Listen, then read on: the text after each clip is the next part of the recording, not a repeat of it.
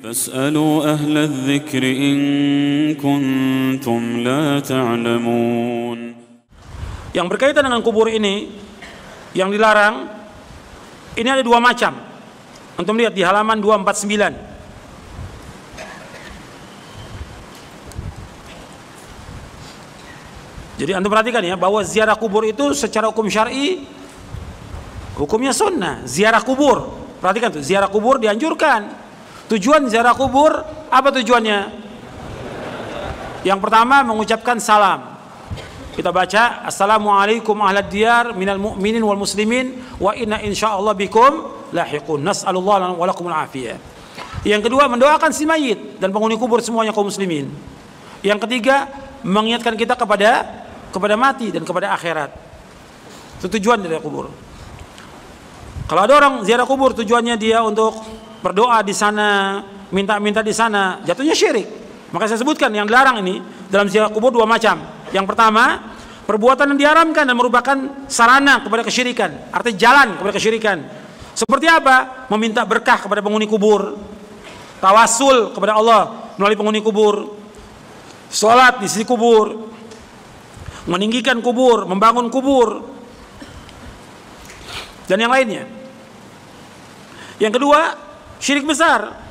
Seperti apa syirik besar? Berdoa kepada penghuni kubur, maksudnya minta kepada penghuni kubur, istighatsah, minta tolong kepada sulit kepada mereka.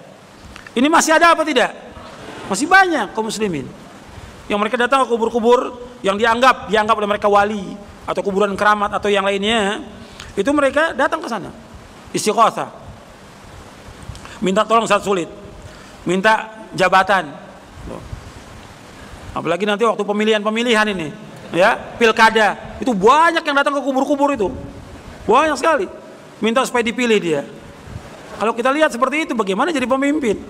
Akalnya nggak waras.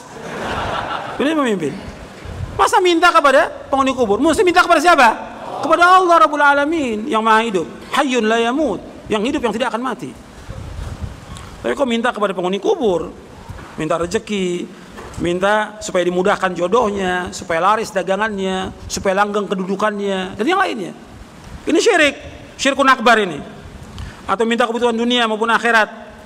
Perbuatannya syirik besar, seperti yang dilakukan oleh para penyembah berhala.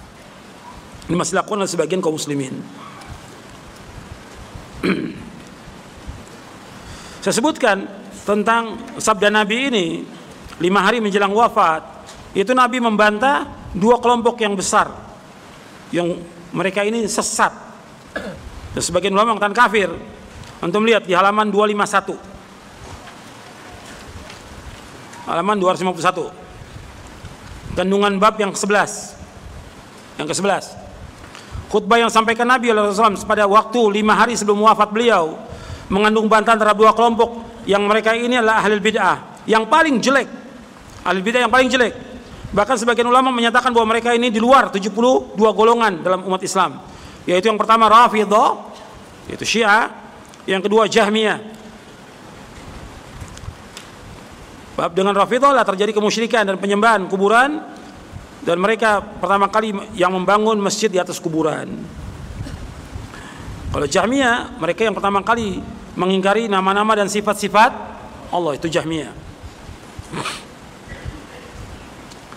Anda perhatikan, ini perbuatan ini, menyembah kubur ini dilakukan juga oleh siapa?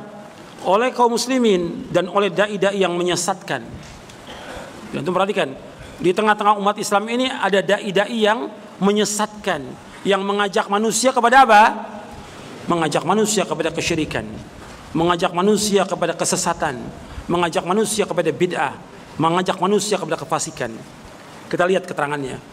Bukan kata saya, kata dalil.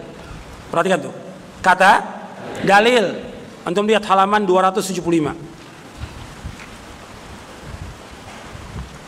Ini pembahasan yang keberapa tadi? Kita masuk yang keempat ya. Antum lihat di halaman 275.